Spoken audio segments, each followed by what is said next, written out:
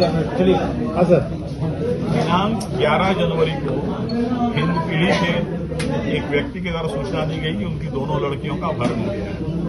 उन्होंने बताया कि वे जो है कांटा टोली में मंगल टावर है वहां आधार कार्ड सुधरवाने के लिए निकली थी, पर रास्ते में से उस लड़की का फोन आया और फोन में उसने बताया कि उससे ऑटो वाला उनके साथ जबरदस्ती कर रहा है और एक तरह से उन्हें किडनैपिंग करके ले जाया जा रहा है। दोबारा भी जो उनका ऑडियो आया उसमें था कि वो किसी जंगल में फंसी हुई है और वहां से उन्हें ट्रक का लाइट दिख रहा है। इस तरह की बातें आई जो बिल्कुल अपहरण की कहानी को बता रहा था। इस बात पर जो है एक एसआईटी सिटी डीएसपी के नेतृत्व में मैंने गठित किया, जिसमें कोतवाली डीएसपी, सिटी डीएसपी, हमारे तकनीकी सेल के पदाधिकारी और बहुत सारे ऑफिसर, जिसमें हिंद पीढ़ी के पदाधिकारी और अन्य थाना के पदाधिकारी शामिल थे। और पूरी टीम ने बड़ी मेहनत और लगन से रात भर जो है जंगल, पहाड़, जो भी संभावित लोकेशन थे उसको सर्च किया। इस सर्च के दौरान जो भी इनपुट था उसके आधार पर किया गया, लेकिन जो निष्कर्ष है वो फलाफल हम लोग का सुन नहीं रहा।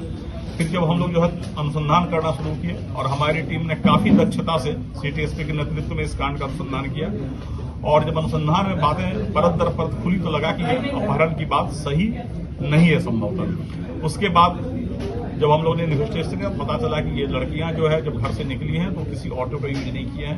बाद में अनुसंधान में ये आया कि ये आल्टो कार से निकली हैं और इस पूरे प्रकरण में पता चला कि वो जो लड़का जो इन्हें भगाकर ले गया था वह कर्नाटक का रहने वाला है। वो हैदराबाद में काम करता है और इनसे संपर्क में था। वह 5 जनवरी को ही यहाँ आ गया था, लेकिन पुलिस से बचने के लिए ये लोग लगातार मोबाइल तोड़ते रहे, सिम कार्ड तोड़ते रहे, केवल रेलवे स्टेशन के वाईफाई का यूज करते रहे। इस पूरे अनुसंधान के दौरान रांची पुलिस ने कई ट्रेन को सर्च किया, जिसमें से Palamu express, Shaktipunj express, Kamayani express, Gangavati express, Mandapam express, इस तरह बहुत सारे ट्रेन को सर्च किया गया। आरपीएफ के सहयोग से और वहां के स्थानीय पुलिस के सहयोग से कई स्टेशनों का सीसीटीवी फुटेज खंगाला गया और एक जबरदस्त मेहनत जो है रांची पुलिस की टीम के द्वारा किया गया और अल्टीमेटली कर्नाटक पुलिस के सहयोग से हम लोगों ने इसे कर्नाटक में गंगावती में अभियुक्त को भी पकड़ा और इन लड़कियों को बरामद किया। हम लोग अभी जो है इन लड़कियों से पूछताछ कर रहे हैं कि पूरा प्रकरण कैसे हुआ। इन लड़कियों ने इतने बात स्वीकार किया कि जो ऑडियो उन्होंने बनाया था वो मुख्य अभियुक्त के बहकावे में बनाया था और उसमें उनके साथ ऐसी कोई बात नहीं हुई थी कि उन्हें कोई जबरदस्ती ले जा रहा है। हम लोग पूरे मामले की छानबीन कर रहे हैं और कुल मिलाकर जो 5 अभियुक्त इसमें शामिल थे, जो पूरे प्लानिंग में और पुलिस से बचने में उन्होंने सहयोग किया, उन सबों को गिरफ्तार किया गया है और हम लोग आगे का अनुसंधान कर रहे हैं। सर ये अभियुक्त कहाँ के थे? अभियुक्त कहाँ से हैं सर? कहाँ के लोग हैं? अभियुक्त एक जो है वो कर्नाटक के रायचूर जिले का है, जो मुख्य अभियुक्त है मोहम्मद इस्माइल। इसके अलावा हिंद पीढ़ी के 2 अभियुक्त हैं। इसके अलावा एक चितरपुर का अभियुक्त है और एक गढ़वा नगर उटारी का अभियुक्त है। जैसे लास्ट लोकेशन ओरमांझी था, ओरमांझी के बाद ये लोग उसी अल्टो कार से जो अब अनुसंधान से क्लियर हुआ है, ऑटो से कहीं नहीं गए थे, ये अल्टो कार से निकले थे और पूरे अनुसंधान से यह क्लियर हुआ कि यहाँ से चितरपुर से फिर कोडरमा से गया से दूधी से बनारस से नागपुर से गंगावती कर्नाटक जा रही थी। सर लड़कियां जब अभी मन से निकली तो आखिर इससे किडनैपिंग का शिकार क्यों दिया गया? नहीं, अभी जो है लड़कियां मन से निकली है या वो किसी दुष्प्रभाव में बोल रही हैं, जब तक लड़कियों को हम लोग काउंसलिंग करके उन्हें परफेक्ट नॉर्मल कंडीशन में नहीं ले आए तब तक कुछ भी कहना प्रीमेच्योर होगा।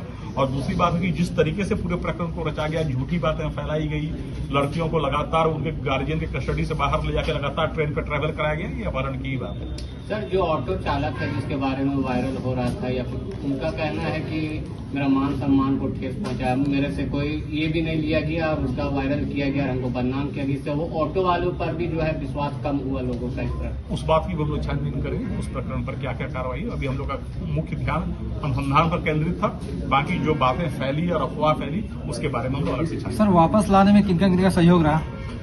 वापस लाने में हमारी एसआईटी की टीम वहां गई थी और मामले की गंभीरता को देखते हुए हमने पूरी एसआईटी को एरोप्लेन से कर्नाटक भेजा और पूरे अभियुक्त और जो लड़कियां बरामद उन सबको हम लोग एरोप्लेन से लाए ताकि मामले में कोई विलंब न हो, क्योंकि बहुत तरह की भ्रांतियां फैल रही थी और शहर में एक तरह का अलग तरह का वातावरण पैदा हो रहा है। जिस तरह से ये लोग सोची समझी ये उसके लिए भी कानूनी प्रावधान है और वैसा लगे तो हम लोग कानूनी प्रावधान के तहत उसमें कार्रवाई करेंगे। सर राज्य के मुख्यमंत्री माननीय मुख्यमंत्री का शुरू से निर्देश था कि इस कांड को उच्च प्राथमिकता दी जाए और किसी भी तरीके से सबसे पहले लड़कियों को बरामद किया जाए, और माननीय मुख्यमंत्री के निर्देश के आलोक में ही मैंने एसआईटी का गठन किया था और एसआईटी ने काफी अच्छा काम किया। सर अगर लड़कियों का इन्वॉल्वमेंट इसमें हुआ तो उन लोग के साथ क्या किया जाएगा सर? कानूनी कार्रवाई उसके लिए प्रावधान है।